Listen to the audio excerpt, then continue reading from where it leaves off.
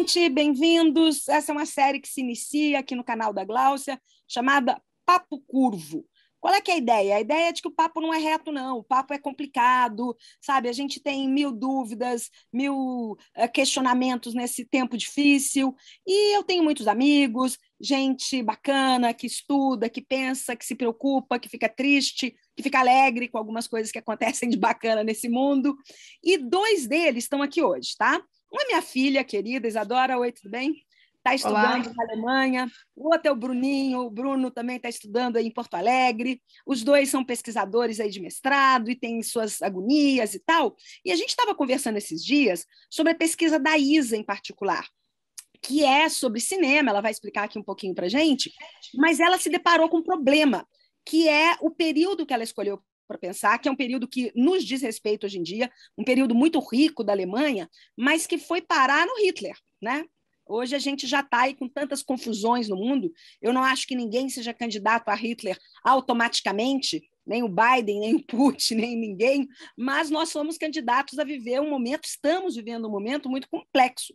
E aí a Isadora estava pensando, puxa, eu estou analisando lá os filmes desse período, mas eu nem sei, né? Ou ela vai explicar melhor que eu aqui, mas se esses filmes a gente não está escolhendo por critérios que são nossos de hoje, ou se tem alguma relevância, ou como é que, na época, né? Como é que eu vou defender isso na minha tese e tal, e a gente começou a falar sobre isso. Então, esse tema dos períodos difíceis, do cinema, que é um assunto que nos une, nós aqui também, eu achei que era de interesse de mais gente, né? Então, a gente vai fazer esse papo, tomara que seja de interesse de alguém, se não for, a gente vai guardar para mostrar para os nossos filhos e netos. Tá bom? Isadora, você explica um pouquinho aí? Então, eu explico. O período esse que a minha mãe, a Cláudia, mencionou é o período de Weimar. E, na verdade, é por conta disso que o Bruno também está aqui, porque também é um período que é um foco na pesquisa dele.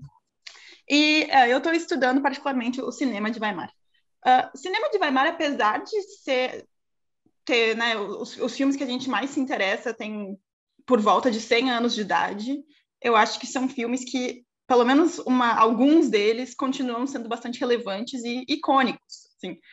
Eu acho que é justo dizer que a maior parte das pessoas, mesmo pessoas super interessadas em cinema, não viram a maior parte desses filmes, mas mesmo assim reconhecem elementos deles. Né? Um exemplo é O Vampiro do Nosferatu. Poucas pessoas provavelmente viram esse filme, mas a imagem daquele vampiro subindo a escada é uma que aparece em vários filmes desde então. Outro exemplo disso seria O Robô de Metrópolis. Tem aquele formato feminino e, ao mesmo tempo, metálico, que a gente vê as influências bastante claras, por exemplo, no robô C-3PO do Star Wars. Né? Então, são coisas que, mesmo que a pessoa não tenha visto o filme, ela reconhece aquelas imagens. Só que o meu problema é o seguinte, eu estou, então, pesquisando a sociedade de Weimar através desses filmes, e daí vem aquela pergunta de dá para a gente dizer alguma coisa sobre uma sociedade a partir da arte que é criada dentro dela? Eu acho que sim, a princípio sim, porque qualquer filme, claro que ele é produto de um grupo de pessoas, né? Eu acho que é falsa essa ideia de que o diretor é a pessoa que cria o filme, ele sempre é um produto coletivo, e ao mesmo tempo um produto que é feito para a coletividade, né? Então ele diz bastante coisa sobre aquela sociedade. Dito isso, é muito importante quais os filmes que a gente seleciona para fazer essa análise. Então, como é que a gente sabe que a gente está pegando alguma coisa que é, digamos, representativa? Qual é que são os vieses que estão nessa amostragem? Né? Então, essa é uma das problemáticas que eu tenho ultimamente. E aí eu já queria te interromper, Isa, porque uma coisa que você me contou, né, é que o Krakauer é um autor aí importante, né? E muita gente critica ele porque, como é que é o título do livro dele lá? De Caligari a Hitler. Isso. E a Isadora acha que o livro, inclusive, devia chamar ao contrário, de Hitler a Caligari. Explica um pouco isso, Isadora. Pois então, o Siegfried Kracauer era um sociólogo e teórico do cinema, bastante influente, assim, e ele escreveu esse livro em 1947, e ele escreveu isso como exilado nos Estados Unidos. Ele era alemão e judeu e fugiu da Alemanha durante o período nazista. Então, ele escreveu esse livro meio que como uma tentativa de explicar a doença que tinha contaminado os alemães, o fascismo. Então, muita gente criticou ele após a escrita do livro, que foi muito influente, dizendo que o livro era teleológico, ou seja, ele começava do final e ia para o início, né? Do tipo, o que eu acho que é uma crítica bastante válida, porque o que acaba acontecendo é que você começa com a conclusão, e daí as suas interpretações dos filmes acabam sendo bastante enviesadas, porque você está procurando por Hitler em tudo, e você vai achar. A questão é, tá errado? De certa maneira, claro que vai ter Hitler ali, porque você não chega num evento histórico como o fascismo se não tivesse já traços disso antes. Mas eu acho que a gente também tem que ser bastante cuidadoso com isso, porque o que acaba acontecendo muitas vezes com esse tipo de análise, eu acho que acontece de fato com a análise do Krakauer, é que você acaba apagando os traços de outras coisas que poderiam ter acontecido e não aconteceram, como se tudo fosse a história não tivesse outras possibilidades. Tinha que acabar dando em nazismo, e não tinha. Eu acho que não tinha, e eu acho que muita gente mostrou que tinham essas outras possibilidades que acabam sendo... Então, a gente não vê aquilo, a gente não vê as complexidades nos filmes, todas as interpretações são extremamente, tipo, um tom, assim. Quer entrar já, Bruno? Eu acho que tu tem também essa coisa do período e também essa coisa da... O Bruno é estudante de Direito e depois de Filosofia, está fazendo doutorado em Filosofia, e essa coisa do Hitler, ele pega mais pelo... Como é que chama mesmo? Me passou na cabeça agora, Bruno, o teu bam lá do direito. Eu tô fazendo uma leitura teleológica de como Max Weber vai dar no Hitler, que é mentira, né? Não vai dar, é óbvio que não, e é óbvio que não é nem justo colocar dessa maneira, né? Mas ele acabou sendo a pessoa que, quando a Constituição de Weimar estava sendo escrita, pelo menos o projeto, ele participou disso e ele defendeu com muito vigor um desenho institucional de presidente da República que já tinha, além de certos poderes excepcionais que eram uma espécie de uma novidade e que tornavam esse líder muito forte, toda uma justificação, toda uma teoria da justificação da autoridade que, digamos assim, alimentaria uma próxima geração de teóricos para defender esses poderes para esse presidente como um líder carismático. Então, na verdade, eu estou fazendo uma coisa parecida com o que o Krakauer está fazendo de errado, né? Eu tento ficar o tempo todo dizendo, não, gente, mas vamos com calma, a gente sabe que ninguém aqui está dizendo que o Max Weber vai produzir o Hitler, mas se tu quiser procurar coisas ali para criar esse prenúncio, tu consegue, né? Porque ele estava ali envolvido com problemas que eram problemas que a próxima geração de digamos assim, intelectuais, até entre aspas, da chamada Revolução Conservadora também estavam preocupados com, né? É um conjunto de problemas semelhante. E bom, eu não entendo muito de metodologia, né, para ajudar a responder a pergunta o que torna uma certa seleção de filmes ou de expressões de uma cultura relevante para fazer essa análise, né? Eu não li inteiro o livro do Krakauer, eu li só os primeiros capítulos, né? E parece que a premissa principal dele é essa do filme como um produto coletivo, né? Então envolve tanta gente a ponto de cada um conseguir de alguma forma imprimir a sua presença, né? De uma forma ou outra, e esse conjunto de presenças impressas seria suficiente, né? Para capturar certos elementos ali, né? E tal. E eu acho que de fato o Krakauer ele deveria ser de Hitler a Caligari e não o contrário, mas eu não sei exatamente como é que se faz, por exemplo, uma pesquisa histórica, sabe? Se a gente não acaba sempre, de alguma maneira, fazendo um recorte da realidade no qual a gente vai buscar a confirmação das nossas premissas no material selecionado dentro de uma infinidade possível de materiais, né? Pois então, Eu não sei se isso é um problema. eu acho que é um problema. Eu acho que tem algumas coisas que a gente pode fazer para tentar não solucionar isso, porque nisso eu concordo com você, que é impossível resolver esse problema, mas eu acho que a gente tem que pelo menos tentar, como um horizonte, assim mesmo. Por exemplo, sempre... mostrando todos os tipos de filmes que se fazia, então? Eu acho que é impossível mostrar todos os tipos de filmes, porque como que a gente categoriza tipos de filmes? Essa categoria já vai ser subjetiva. Mas uma coisa que a gente pode... filmes se perderam, né? Exatamente, começa por aí. 80% dos filmes desse período, não só na Alemanha, mas nos Estados Unidos também, na Inglaterra, foram perdidos.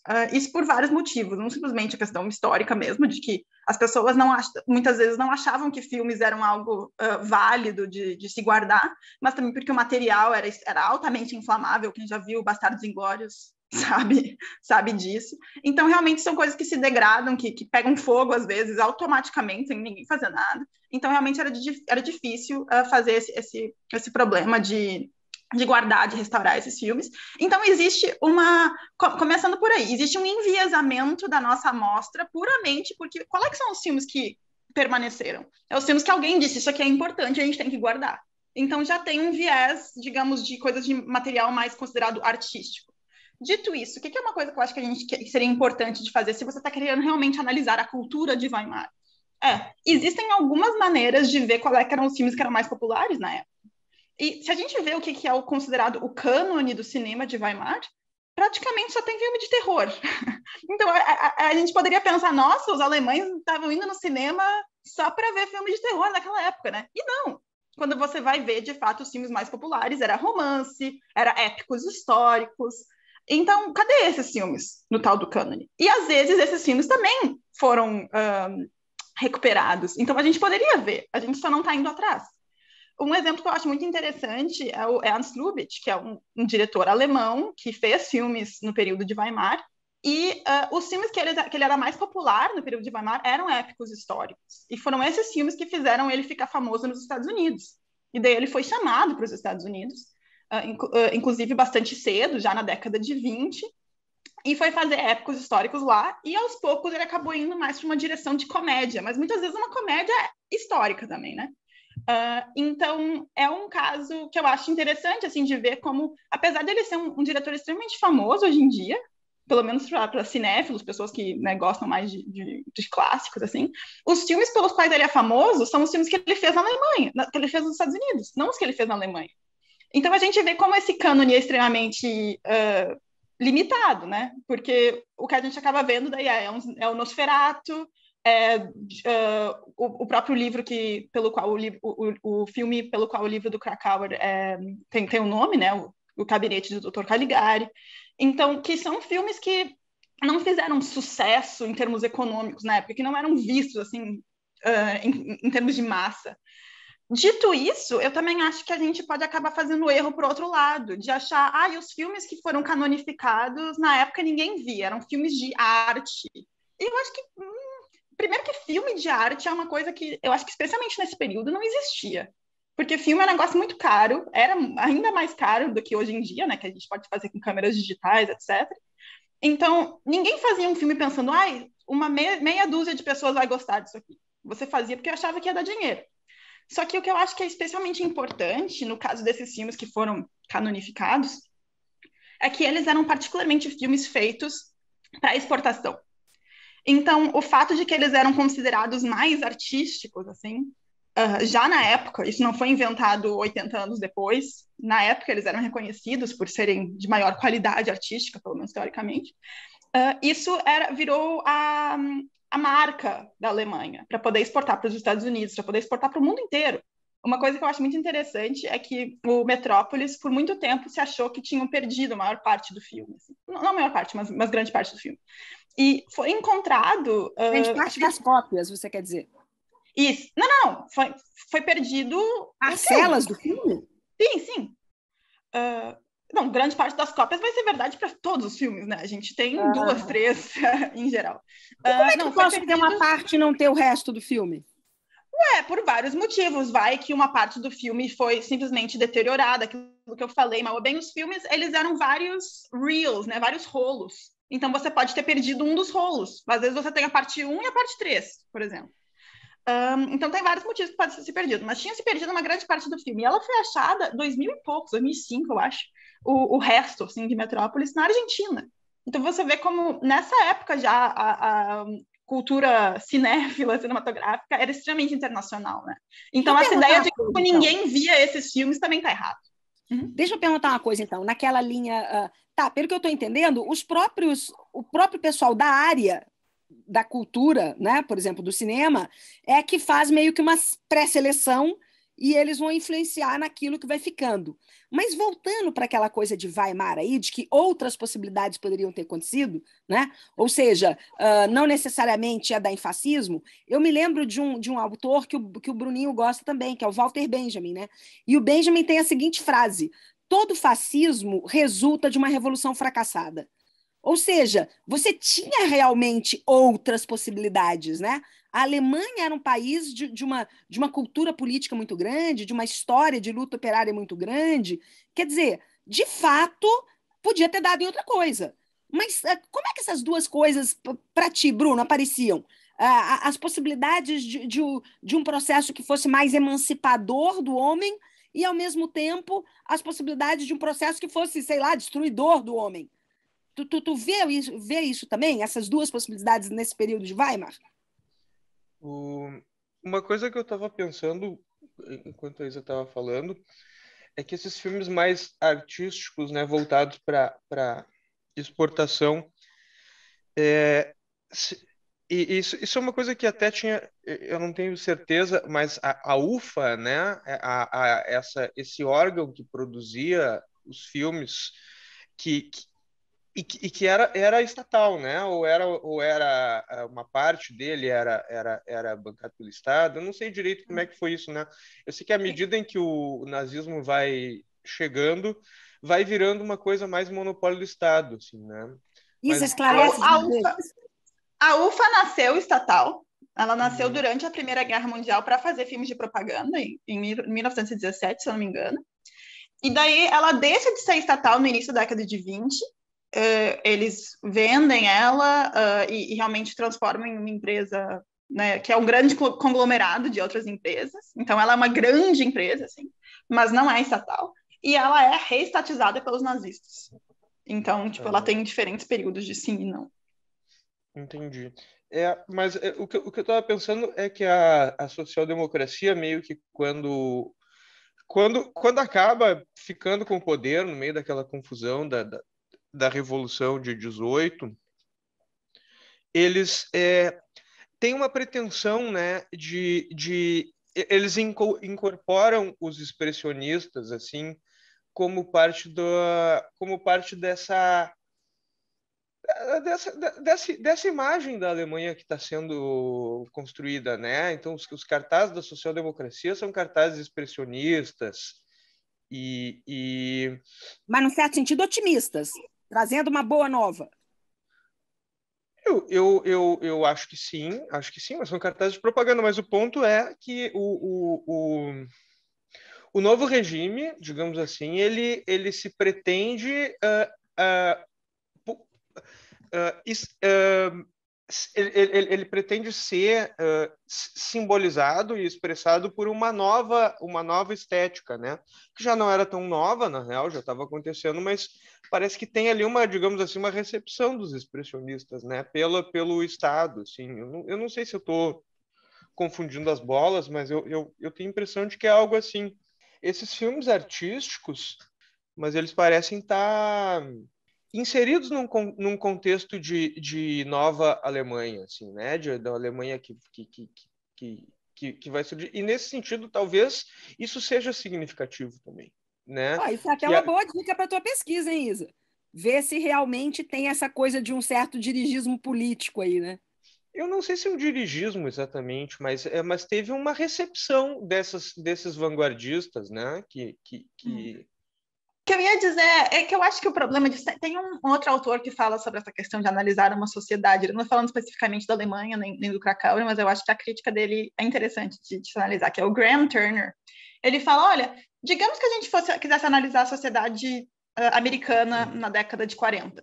E daí a gente pega um monte de musicais feitos na época e fala, olha só como a sociedade americana era altamente otimista e tinha uma ideia assim do sonho americano e, né, os filmes super coloridos e românticos e etc. E daí ele falou, mas a gente também poderia pegar filmes noirs do período e daí a conclusão talvez fosse exatamente oposta. Então, tipo, acho que é isso que quer dizer em relação ao... Vamos analisar o que a gente está pegando. Na minha opinião, o problema com essa crítica do Turner é, olha, só é um problema você pegar diferentes dessas amostras se você não admite que você está fazendo isso. Se você diz, isso aqui é um retrato dos filmes feitos nos Estados Unidos nos anos 40, e daí você só pega musical, tem problema aí. Agora, se a tua pergunta, então, qual é que é a reflexão correta da sociedade americana, essa pergunta que é o problema, tá errado.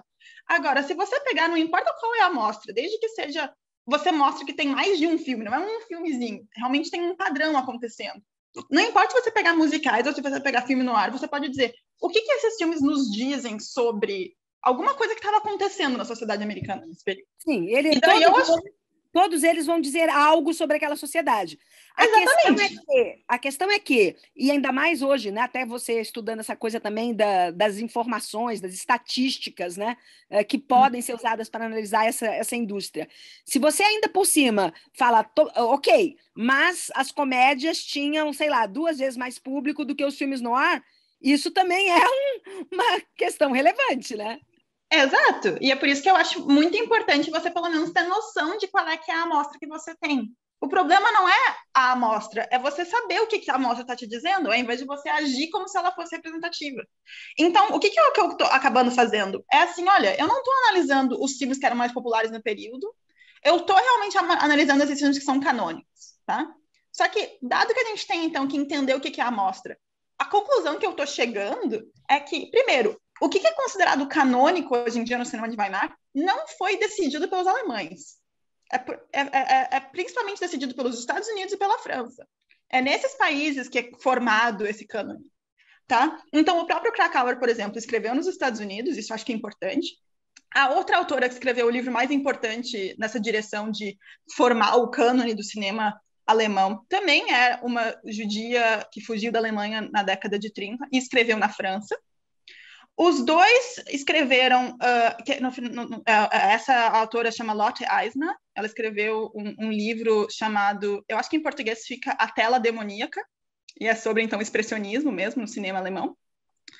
O Krakauer escreve baseado, assim, o arquivo que ele tinha acesso era o Museu de Arte Moderna em Nova York, a Lotte Eisner era a Cinémathèque francesa em Paris. Eu acho que essas coisas institucionais são importantes para a gente ter uma noção. Tipo, não é à toa que não foi um alemão na Alemanha que criou isso. Então, são alemães, mas são alemães de um grupo específico, trabalhando em países específicos. Se o Krakauer tivesse vindo para o Brasil, eu não acho que o livro dele teria sido tão influente. Entende? Então, tipo, eu acho que é importante a gente ver essas coisas. E segundo, eu também acho importante se dar conta que mesmo no período em que esses filmes foram lançados, eles fizeram, sim, ondas, eles eram altamente discutidos, mesmo que eles não fossem altamente vistos. Eu acho que são coisas diferentes que a gente também tem que ter noção. O Gabinete do Dr. Caligari foi chamado de o filme mais discutido da época. Ele pode não estar no top dos filmes mais populares em termos de números de assentos assim vendidos, mas ele foi altamente discutido na época. Então, eu acho que isso tem uma relevância, mas tem relevância específica. Então, é importante saber do que a gente está falando. E terceiro, eu acho que o fato de eles terem sido feitos para o mercado internacional coloca essa pergunta de o que esses filmes dizem sobre a sociedade, por quem eles foram feitos, de maneira mais complicada, porque grande parte do que o argumento que a Cacau está fazendo é esses filmes são feitos para o grande público, né? São feitos pelas massas, então eles dizem muito sobre a sociedade. Mas se eles foram feitos não para a população alemã, e sim para um mundo internacional, assim, então eles têm que dizer alguma coisa grande também sobre os Estados Unidos, sobre a França, sobre a Argentina, onde Metrópolis foi achado. Isadora, mas e dizia, né? Porque o que a gente tem que lembrar é que esse período aí do entre guerras e tal, ele foi um período absurdamente caótico, demoníaco no mundo inteiro, né? A crise americana dos anos 20, né? Esse fracasso que eu me referia lá do Benjamin, da revolução, né? Então, você tem uma revolução acontecendo na União Soviética e 1000 promessas, mas, ao mesmo tempo, rapidamente, você tem um líder, né, que já parecia, inclusive para muitas partes da esquerda, como um líder autoritário, papapá. Você não estava vendo aquela coisa das comunas, aquela coisa alegre, trabalhadores definindo os rumos, né? Trabalhadores empregados e felizes. Mas justamente esse é o meu ponto. Eu acho que daí vem um outro problema metodológico que é diferente da questão do cânone, né, da gente só ver o que sobrou, o que ficou considerado importante, que é o tal do nacionalismo metodológico. Que eu acho que, quando você fala o que é isso de sobre a Alemanha, você já está definindo o universo que você está analisando e você não vê as coisas que existem transnacionais. E eu acho que é uma coisa muito importante. Começar do seguinte, não estou nem falando só necessariamente de Estados Unidos, França, Reino Unido. Vamos falar sobre o fato de que grande parte dos cineastas alemães que a gente está analisando não são alemães, são austríacos, né? Então, você já chama tudo de Alemanha, inclusive é uma coisa meio nazista, né? Tipo, Alemanha, Áustria, tudo a mesma coisa. Então, essas são uma daquelas coisas que são meio aplainadas quando você está focando Alemanha, você esquece até de notar isso. Não só austríacos. O Anjo Azul, que é o filme que fez a Marlene Dietrich, que é famosa, né? É uma colaboração americana. O filme tem 2 versões, uma em alemão e outra nos Estados Unidos. Por que quando o Krakauer analisa, ele é um sintoma da sociedade alemã e não é um sintoma da sociedade americana? Então, eu acho que essa é uma daquelas coisas que a gente tem que ter na nossa cabeça. E, de novo, como a gente estava falando antes, né, Bruno? Não é que é possível resolver isso. Você sempre vai ter um problema de amostra, porque é impossível analisar os 3.500 filmes feitos durante Weimar. Só que tem que ter o tempo todo um questionamento de o que está na minha amostra, porque senão você acaba fazendo umas generalizações, que é o que o Krakauer faz, problemáticas. Não, eu tava pensando, por exemplo, quando o Benjamin ele vai lá para encontrar no Baudelaire uma grande, digamos assim, a expressão de um grande sintoma, de um momento de mudança, né, na forma de vida lá, que ele vai retratar a partir do Baudelaire uma espécie de declínio da experiência lenta, né? Né, uma perda mudança da aura, eu sempre lembro disso. E aí, assim, né, parece que a discussão é sempre, tá, mas por que ele foi no Baudelaire? Por que ele escolheu isso e não outra coisa? Né, ele fala como que identificar uma mônada, né, como se fosse, assim, uma coisa pequena que é um grande sintoma de uma coisa maior. Nesse sentido, me parece que essa crítica cultural que essa galera, mais ou menos ao redor da escola de Frankfurt, estava fazendo no geral, né? Mas esse esforço e aí parece que o critério, e eu vou falar uma coisa totalmente despropositada, mas parece que o critério é ser bene trovato, né? Se não é vero, pelo menos, né? E a gente lê um pouco a partir disso, né? Como é que foi desenvolvido, assim, parece bom, parece que dá para aproveitar, mas eu fico pensando se a maneira de satisfazer essa incerteza a respeito da adequação da metodologia, né? Porque se outros filmes fossem escolhidos, tu poderia estar dizendo outra coisa. Se a maneira de resolver isso não seria justamente escolher outros filmes para dizer outra coisa e dizer tem esses caminhos todos e a gente vai ter que escolher algum conforme os nossos interesses valorativos. Oi? Alguém faz isso, Isa? Tem Claro. análise de filmes do período de Weimar que são filmes completamente não demoníacos? Claro que tem. A questão é, para mim, qual é que é o problema disso aí? Eu tenho o tempo todo meio que um anjinho e um demônio no meu ombro em relação a essa questão. Por um lado, eu fico pensando, cara, todos os filmes são sintomáticos. Não existe isso de um filme que não foi feito dentro do contexto da sua época e, portanto, que não tem dentro de si alguma coisa que diz algo sobre o período em que ele foi feito. Então, por um lado, eu acho que não importa o filme que você escolher, você sempre pode dizer alguma coisa. Tá? Sim, mas o que eu estou perguntando, Isa, é sobre o que predomina. O fato é, tinha motivos para ter predominado essa coisa mais demoníaca? E juntando até com o que o Bruninho estava falando... O que significa... Sobre... E o que significa predominar? Porque, como eu falei, do ponto de vista da popularidade dos filmes na época, eles não predominavam at all. Olha só, vou te dar um exemplo, tá? Vou te dar um exemplo. Eu nem sabia que o Brecht tinha filmado, né? E eu vi há algum tempo atrás um filme maravilhoso do Brecht.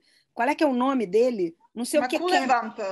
Isso, Kuhlevamp, que é o nome de um clube de campo, né? Imagina que um clube de campo que evoca nas nossas mentes, né? Finais de semana, com a família, fazendo churrasco, no esportes, etc, etc. E, no entanto, era um clube desses, né? Clube de campo, que durante o período aí da crise dos anos 20, da hiperinflação alemã, do desemprego, do que foi o descalabro da derrota da Primeira Guerra Mundial, né? Na verdade, abrigava famílias que não tinham casas. Quer dizer, o filme começa com um suicídio e ele está ali mostrando uma realidade pavorosa. Então, para mim, sim, predominou um clima pesado, predominou um clima de derrota. Se você junta... não estou falando aí do cinema, né, Isadora? Estou falando do falando da minha área. Na economia, eu posso te mostrar como é que isso predominou. Basta eu colocar os índices de desemprego. Né? Então, você tem ali... Nós estamos acostumados com estatística faz tempo, né? Então, a gente tem dados, né, de desemprego, de queda do produto, da riqueza, a própria questão da hiperinflação. Quer dizer, isso na economia está mais do que dado. Né? Foi um período de tragédia. Agora, verdade, essa questão cultural é outra, né? E o Bruninho lembrando há pouco aí do Baudelaire e o Benjamin vendo ali o período da indústria se colocando na cultura, né? Que ele chamava lá da reprodutibilidade técnica, que, por sinal, ele não via só como uma coisa pessimista, pelo contrário, ele via também como uma possibilidade de acesso às massas, aquilo que antes não era de acesso às massas. Então, até tinha um lado positivo. Mas a coisa da velocidade... Né? E a coisa de você estar meio perdido na cidade, né? Ainda mais as cidades destruídas. De novo, o Benjamin é um autor que vê a positividade disso. Eu lembro da coisa lá da destruição toda sendo vista pelas crianças como um super legal lugar de brincar. Quer dizer, tem isso. Mas não dá para dizer... conhecendo, né, o resultado da história, eu acho que a questão de método que vocês levantam, para mim, não tem como não ser teleológico. O legal, inclusive, é ser teleológico. O marxismo ele parte um pouco disso, né? A gente vê a história do macaco a partir da história do homem, no que deu. A questão é, se eu consigo desvendar a lógica que traz os fatos, né, presentes hoje lá para trás, de modo que eu possa ver o germe daquilo nascendo, tudo bem. Eu não deveria, digamos assim, ficar só com esse germe. Seria legal eu procurar outros germes, né? Outros germens, né? E nesse sentido, a crítica do Benjamin interior ao marxismo é legal por isso. Porque, opa, vamos fazer aquele quadro do Paul Klee famoso, né, que o Benjamin usa como referência, todo o conjunto de reflexões que ele tem nas teses sobre a história, é ok? A gente pode, de novo, olhar para trás. Né? Tem uma outra frase do Benjamin que eu adoro, que a gente não tem que fazer a revolução pelos que virão, mas pelos que já foram. Ou seja, no que já foi, não tem só o germe do que ficou. No que já foi, tem também muito germe que morreu, né? Por exemplo, essa referência de que, né, o fascismo é a revolução fracassada. Então, eu acho legal, Isadora, procurar tudo isso que não ficou, né? E, inclusive, fazer essa coisa de amostra dentro de um todo, sabendo, etc, etc. Mas o que ficou é muito relevante. Desculpa, Bruno, toca aí. Não, essa ideia que eu não sei se o Benjamin ele inaugura, mas ele parece, né, na tese sobre história, parece estar introduzindo quase como uma novidade, assim, né, que tu reinterpreta o passado e tu te apropria dele, assim, a partir das necessidades presentes, né, então como é que eu acho, a impressão que eu tenho é que é muito mais uma questão de explicar muito bem o que motivou, né, de quais premissas, até premissas valorativas, assim, né, dos interesses que levam a escolher um recorte, não outro, né, e aí já partir do pressuposto de que mais do que vero é bene trovato, né, tipo assim, e aí eu acho que para, digamos assim, tornar mais robusta a coisa. Mas eu estou falando coisas muito primárias, porque eu não entendo nada de metodologia mesmo, mas é para tornar mais robusta o ponto, qualquer que seja, seria então deixar muito claro por que um critério chamou atenção na investigação desse objetivo, porque aí tu admite uma teleologia de alguma maneira, porque não tem como, na medida que tu recorta um objeto de uma coisa que, né, a olhando a partir de coisas que já aconteceram, né? Mas aí dava para dizer, olha, se o recorte fosse outro, se ao invés disso fosse buscado olhar para os filmes que estão que foram as maiores bilheterias, e se quisesse se fazer um argumento de que, sei lá, estou inventando aqui, tá?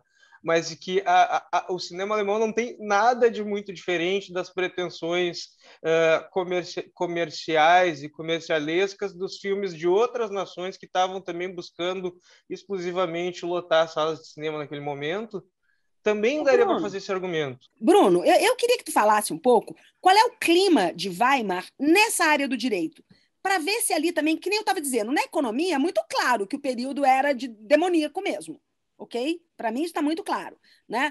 Se deu em mais de um tipo de filmes diferentes, né? Inclusive comédias, alegres, isso, aquilo, é aí a área de pesquisa da Isa, eu acho que ela está colocando muito bem. A gente tem que ter consciência aí de qual é que é esse espectro, né? Essa fatia dentro de um todo e tal. Então, acho que a questão metodológica, ela está até levando de boas.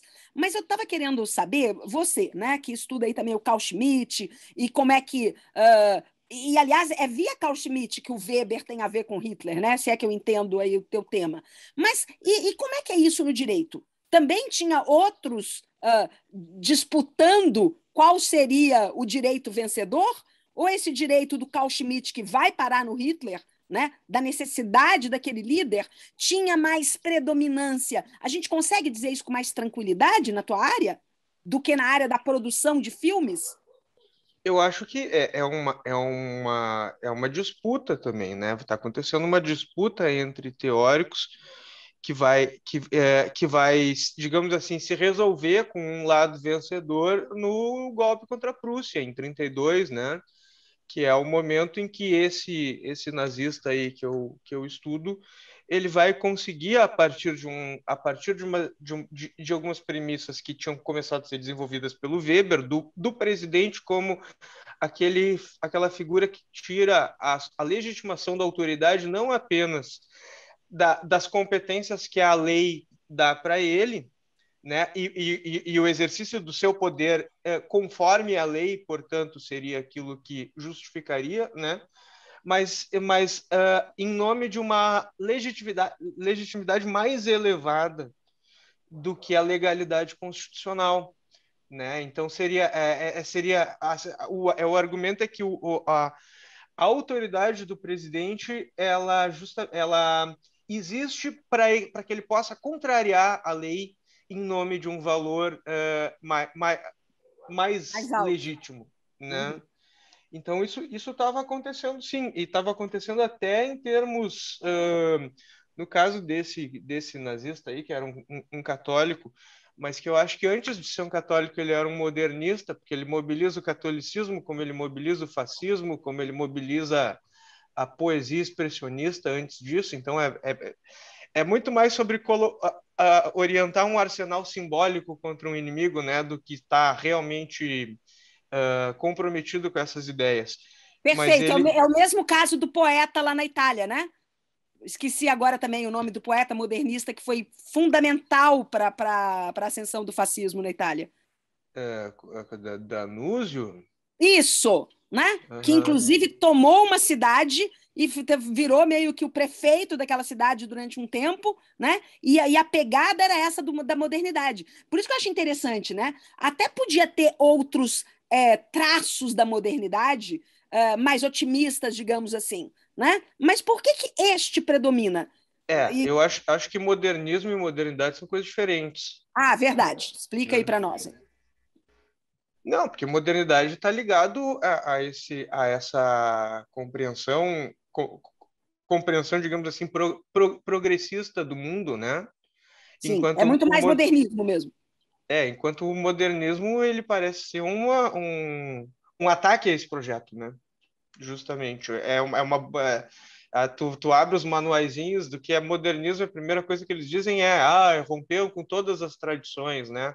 Mas, na verdade, é mais do que isso. É um ataque é um ataque ao projeto de progresso da modernidade, né? A partir de premissas radicalmente outras. Então, se a modernidade parece se distinguir por uma crença na racionalidade, né? O modernismo ele é irracionalista, né?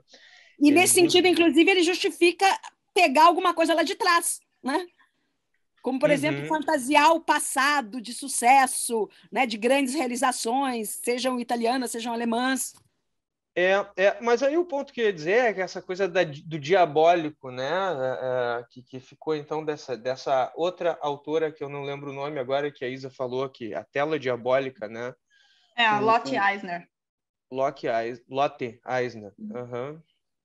Tem vários Eisner, né? Tem o Kurt Eisner também, que é o louquinho que assumiu o poder na Baviera quando a Revolução estourou e que mataram ele logo em seguida. Bom, mas o Chimitão ele também coloca as coisas em termos de demoníaco mesmo, né? Ele vai inventar todo ou vai reivindicar toda uma tradição de teologia política para chamar justamente esses desdobramentos democráticos e parlamentaristas, mas também que abrem uma portinha para o socialismo e quem sabe logo ali adiante para a revolução, né, que são todos produtos da modernidade, digamos assim, né, porque socialismo, comunismo e liberalismo, de certa maneira, eles são parte do desenvolvimento de uma reivindicação normativa por emancipação, né, de uma forma ou outra, ainda que a gente possa criticar se isso aconteceu dessa maneira e tal, mas a reivindicação normativa é essa. E contra tudo isso, o Chimitão vai dizer que isso tudo é ligado à vinda do anticristo, né? Então é necessário e que vem para acabar com a soberania, que é o último tipo de autoridade que ainda subsiste mesmo depois do direito divino dos reis ter sido completamente desacreditado, né? Então esse direito divino dessa autoridade infalível ela acabou, mas a soberania subsistiu, né? E agora vem aí esses socialistas, liberais, comunistas, toda essa gente aí para mitigar a soberania, e é preciso se agarrar a ela, né, para agarrar e fazer um fio terra com o povo, né, Bruno? Sim. Uhum. O que tu quer dizer com fio terra? Eu pensei já em safadeza. Porque toda essa coisa da liderança, da necessidade desse líder maior, né, sem essas mediações democráticas, era uma coisa de que eu estou falando em nome do povo. Né? Não, é isso. Então, por exemplo, uma das medidas é a substituição da eleição, no qual indivíduos colocam a cédula na caixinha pela aclamação, né? Que é quando a massa diz urra, né? E aí acaba a individualidade, né? Que, de certa maneira, é um desenvolvimento teórico do problema da liderança carismática, que o Weber já tinha colocado no desenho do presidente, né? Ô, Bruno, mas quem disputava com o Carl Schmitt? É isso que eu quero saber, né? Se é que outros filmes de outros espectros disputavam com esse espectro mais demoníaco, que outros teóricos já estavam com as coisas muito amarradas. A impressão que eu tenho é que nisso o pessoal destoou, né? Eles agendaram mais. Né? A impressão que eu tenho do que eu sei é que a social-democracia lá titubeou em todas as áreas, inclusive nessa. Não tinha nenhum formato, não tinha nenhuma coisa já meio planejada, institucionalizada. Não, assim, o grande rival teórico é esse positivista, né, que levou o positivismo às suas consequências últimas, né, que é o Hans Kelsen, né, que é o grande adversário teórico, que é o cara que vai dizer que soberania, olha, se não existe, deveria não existir, porque, na verdade, o que a gente tem são só regras que autorizam outras regras, que dão competência a certas pessoas para exercer certos poderes. Então, que é essa ideia, porque toda essa ideia de soberania é uma espécie de fetiche a partir da ideia da onipotência divina, né? Que existe uma vontade que não pode ser parada por ninguém e que imprime, então, sentido no mundo. Né? Porque é a vontade de Deus que faz com que os seres humanos ajam propositadamente, de uma forma ou outra. Caso contrário, estariam só flutuando num pudim de falta de sentido. Né? E aí o argumento do Kelsen ele é o contrário, ele dizer isso aí é um fetiche, isso aí não existe. Né? Na verdade, se o nazismo não provou que isso existe, eu não sei o que mais que provou, hein? Mas eu não sei, porque é uma maneira de recortar a realidade, né? Diferente. Pois é, mas que você realmente, assim, sabe? Meu Deus, esse fetiche, né? Que num certo sentido, quando o Kelsen fala, é como se fosse uma coisa idealizada, ele se super materializou no nazismo. Eu acho que sim, mas o quanto era realmente a vontade do Hitler se realizando, porque essa é a maneira como eles se justificavam, né? A vontade mas do o próprio Hitler Hitler não ia dizer que era a vontade do Hitler, era a vontade do povo, né? E não, a vontade de ser grande. Até muito rapidamente isso se inverte. A vontade do povo é a vontade do Hitler. Tanto é que ele muda o juramento dos funcionários públicos, que era de defender a Constituição, para defender a vontade dele, que é a vontade da, né? Mas o ponto é, o quanto era de fato a vontade dele quando o guarda da esquina fazia qualquer coisa e o quanto era a vontade liberada do guarda da esquina para né, expressar o seu pior lado. Assim, eu acho que são recortes diferentes da realidade que se pode fazer. O problema é quando esses recortes vão ganhando preponderância na justificação que a autoridade faz de si própria, né? Parece que ela se permite mais ou menos coisas, né? Então, por exemplo, no caso desse momento, que é o momento definidor, em que acaba, digamos assim, as pretensões de uma teoria do direito mais ligada à social-democracia ou à república parlamentar, que é o golpe contra a Prússia, que é esse momento em que o Carl Schmitt ganha a discussão porque o judiciário diz, de fato, o presidente não precisa obedecer à lei dessa maneira, ele pode responder a interesses mais elevados e mais sabe, do povo alemão, né? Então, quando isso acontece, acabou a discussão, e aí, a partir do discurso de legitimação que se instaura, a partir daí, o poder instituído vai se permitir tomar medidas mais agressivas, né? Então, eu acho que é menos uma relação de causalidade, mais de justificação, né? E eu fico pensando o quanto o problema da Isa também não é um problema de causalidade, né? Também é um problema de justificação, né? De quem está justificando o quê. Então, o Krakauer, exilado nos Estados Unidos, ele está buscando um tipo de justificação que talvez não fosse a justificação mais justa a se considerado uma outra amostragem do que se toma por cultura de Weimar, né? É que, assim, para mim, no final, essa questão de amostragem e tal, por isso que eu acho que o principal é ter noção de que você está tomando como amostra. Mas, dito isso, eu defendo muito o Krakauer no quesito amostragem. Eu acho que quando as pessoas dizem, ele só escolheu filme de terror, as pessoas não leram o livro dele. O livro dele cita 253 filmes alemães. Isso é muito filme. Quantos trabalhos acadêmicos citam isso tudo? Mesmo hoje em dia, que a gente pode achar essas coisas na internet com muito mais facilidade do que ele conseguiu em 1947. Então, eu acho que o problema dele não é de amostragem, é de confirmação de tese, apesar da variedade, inclusive, dos filmes que ele escolheu. Então, esse que eu acho que é o problema nessa questão de, tipo, forçar a barra do ponto de vista da conclusão.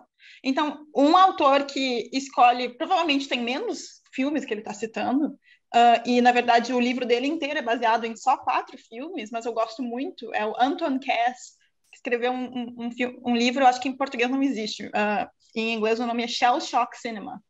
E o que ele fala? Ele critica a análise do Krakauer, porque ele fala, ele está tentando entender a sociedade de Weimar, começando por Hitler.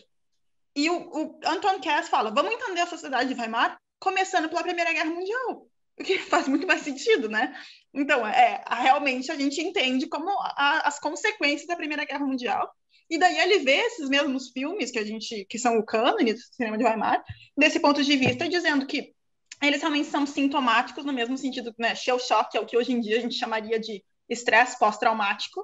Então, realmente, é um sintoma do trauma da Alemanha, que ele fala que é um trauma duplo, né? Por um lado, é o trauma da perda da guerra, né? De ter perdido a guerra, mas, ao mesmo tempo, é um trauma reprimido, né? Que, por um lado, o pessoal de direita dizia a gente nunca perdeu a guerra, na verdade, nós fomos traídos pelos social-democratas e pelos judeus que estavam, né, na Alemanha, porque eles diziam a gente não perdeu a guerra de fato, não chegou a perder Berlim, né? Então inventaram essa de que eles foram apunhalados pelas costas e tal, o que não é verdade, eles com certeza iam perder a guerra em termos militares, e ao mesmo tempo eu acho que é importante ter essa noção das outras possibilidades possíveis, que existiam sim, que é um dos motivos pelos quais eles fizeram o que eles fizeram de se render antes do que talvez precisariam. Por quê? Porque começou uma revolução dentro da Alemanha. Então, mesmo a França, os Estados Unidos, o Reino Unido ficaram, putz, se a gente deixar isso acontecer, a Alemanha vai virar a Rússia parte 2. Então, é justamente porque existia a possibilidade de uma revolução do ponto de vista de esquerda que a Alemanha deu no que deu, né? E ao mesmo tempo... Oi? Não, continua. Não, e ao mesmo tempo, em vários sentidos, eu acho que foi colocada para falhar, né? Então, tipo, também dá para dizer que desde o início tinham esses problemas mais estruturais, assim.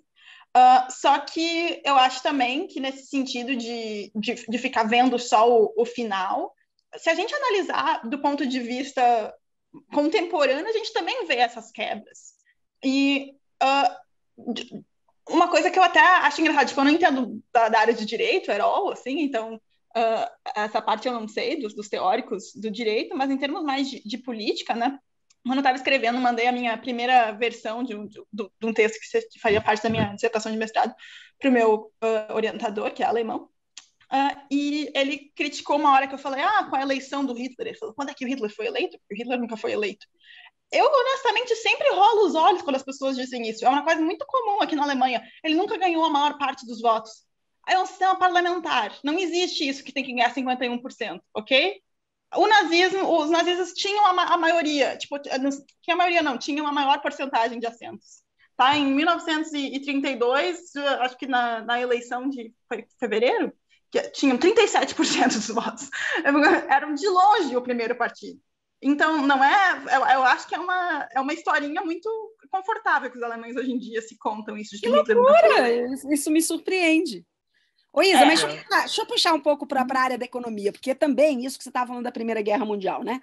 O Keynes avisou a Segunda Guerra, cara. Avisou, né? As consequências econômicas da paz, que é um texto fantástico, ele estava dizendo, olha, o tipo de punição, né, que os aliados aí estão impondo à Alemanha vai destruir a economia alemã, mais do que ela já está destruída, né?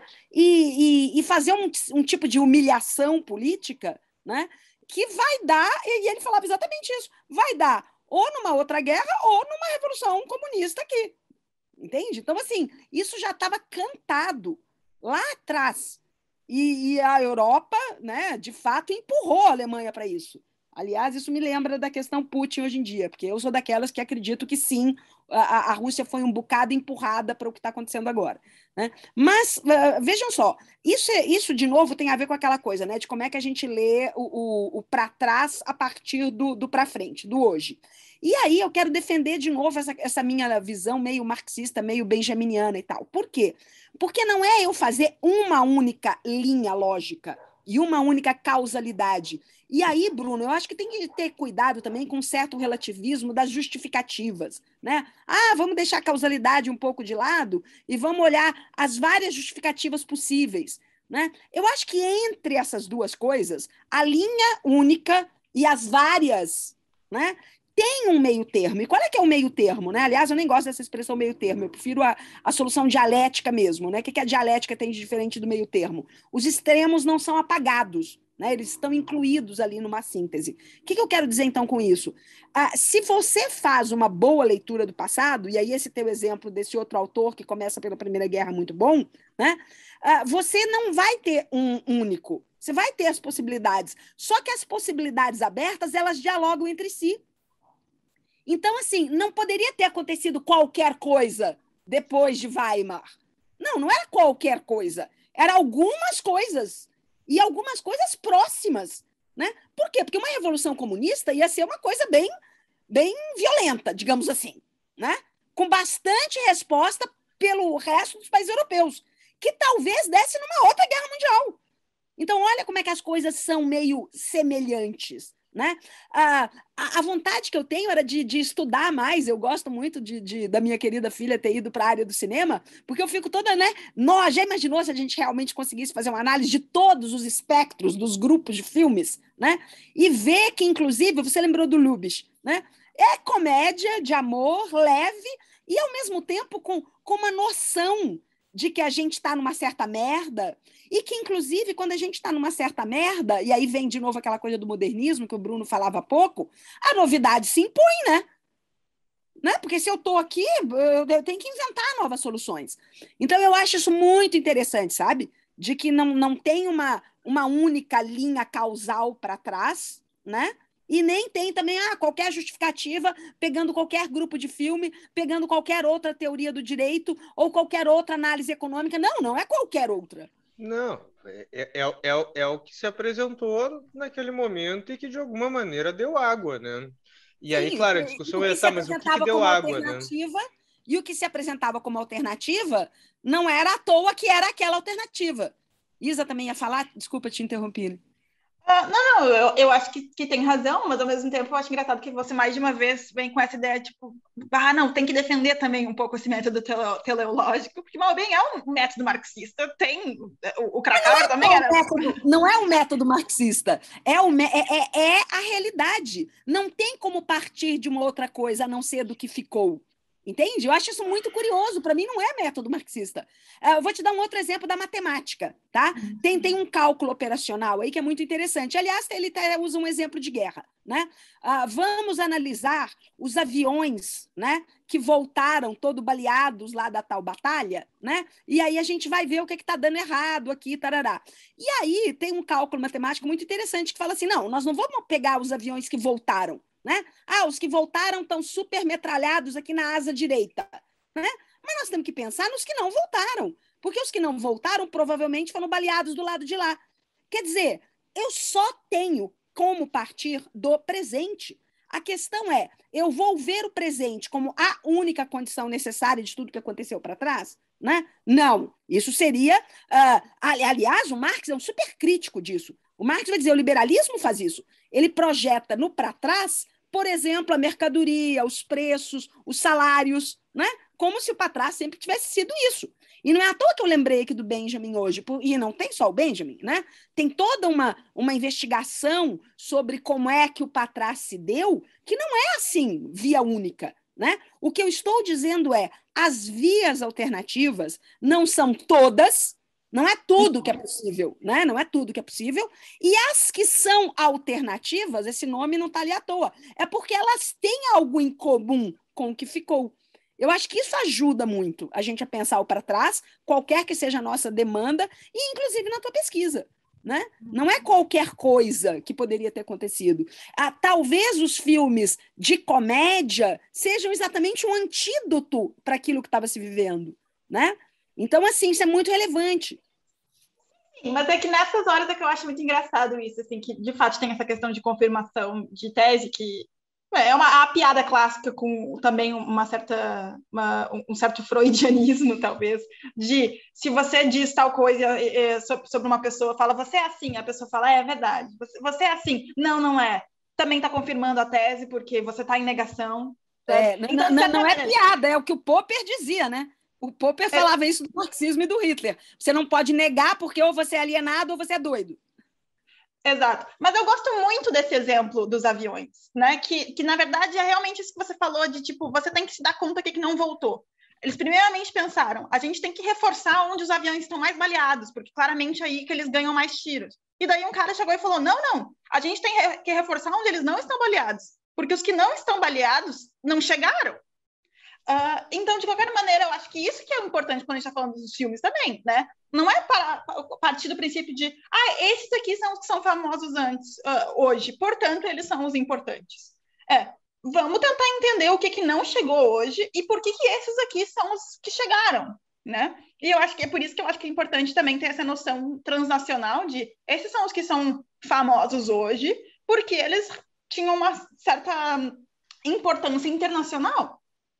Então, eles estavam, digamos, refletindo, para usar o termo do Krakauer, talvez não só coisas que estavam acontecendo na Alemanha, como também coisas que estavam acontecendo em outros países. E daí vem essa questão da modernidade, né? O que é a modernidade? Não era uma experiência unicamente alemã, claro. Então, tem várias das coisas que eu vejo nesses filmes que está acontecendo que eu penso, não é à toa que estavam também batendo forte em outros lugares, né? Uma certa ansiedade em relação ao poder de mulheres que estava crescendo, por exemplo. Isso a gente vê muito nos filmes de Weimar, e eu fico, não é só nos filmes de Weimar. Lubitsch de montão, né, Isadora? Pois é, o Lubitsch eu acho que é um caso bastante interessante como ele respondeu a isso, né? Mas eu acho que se a gente vê filmes de outros lugares, a gente vai ver as mesmas coisas. E ao mesmo tempo o que eu acho engraçado é isso, de às vezes tem uma certa tendência a achar que coisas que a gente está estudando são únicos de algum lugar. O Hitchcock, por exemplo, um cineasta eu acho muito interessante, porque ele trabalhou por tanto tempo, ele começou já no período mudo, e fez grande parte dos filmes importantes dele daí nos anos 50, 60. Então, né, tem uma faixa muito grande. E ele era britânico, mas foi treinado em certo nível, fez 2 filmes na Alemanha, de Weimar, e fez até um filme que é praticamente uma cópia desses filmes alemães que a gente canonizou, né? Que no caso dele é o filme de 1926, The Lodger. Por que esse filme a gente não fica analisando o que ele está dizendo sobre a cultura da Inglaterra, daquele período, porque é tão, né, escuro e, obviamente, é um homem traumatizado. Então, eu acho que se a gente já está procurando alguma coisa, a gente vai achar. Se a gente quiser procurar, a gente vai achar nas comédias também. As comédias eram muito populares na Alemanha do período de Weimar. Claramente, porque estavam lidando com tantos problemas econômicos que estavam procurando alguma, né, maneira de sair daquele mundo horrível que eles estavam vivendo. Então, se você já tem a conclusão, você vai achar, não importa qual exemplo que você queira. Isso não significa que está errado. Como você mesmo falou, né? Não tem como você fazer uma análise histórica sem você tentar achar uma lógica. Isso que é o trabalho de analisar um período. Você está tentando achar a lógica de causa e consequência. Mas eu acho que o problema não é que isso está errado, mas é que a gente tem que ter o tempo todo uma vozinha assim, dizendo para a gente, será que eu não estou forçando a barra? Isso. E eu acho que, para mim, uma das vozinhas que é o mais difícil da gente lidar com, particularmente quando a gente está analisando coisas num sentido mais estético, será que eu não estou analisando esses filmes porque eles são os filmes que eu quero ver? Porque eles são mais bonitos? Porque eles são mais bem feitos? Por que eu não quero ver filme chato? Sabe? Eu acho que essa é uma das coisas mais difíceis de lidar com. Muito interessante. Gente, eu acho que a gente tem que ir acabando, senão a gente vai ficar demais, mas eu já até queria meio que levantar a bola, e depois eu vou perguntar para os meus internautas que me acompanham temas que eles acham interessantes e tal, mas um que eu acho que tem até a ver com esse tema nosso de hoje e que vai ser legal para o futuro, e que tem a ver com essa fala última da Isa, que tem a ver com certa coisa de globalização versus nacional, né? Num certo sentido, o filme ele já é um produto que nasce meio global, né? E o que significa isso? E agora que a gente está vivendo aí uma guerra, e tem muitos analistas dizendo que o próprio Estados Unidos está apostando numa desglobalização, e não é de hoje, já há um certo tempo. Então, acho que esse fenômeno é muito interessante. E, ao mesmo tempo, os produtos culturais, eles continuam muito globais, né? Estou pensando, por exemplo, nesse cineasta o Hamaguchi, né? Que é o do Drive, e é o da Roda do Destino, que é maravilhoso. Enfim, e se bobear, nós vamos falar muito de cinema nesse Papo Curvo, porque é um tema que eu sou apaixonada, muitos dos meus amigos. Mas, enfim, Bruninho e Isadora, querem dar só um tchau aqui para o público? Bruno? Tchau, Isa, Acabou o Glaucia, tempo, mãe. Glênio. Bom ver vocês. Fiquem bem. Sim, foi muito bom bater um papo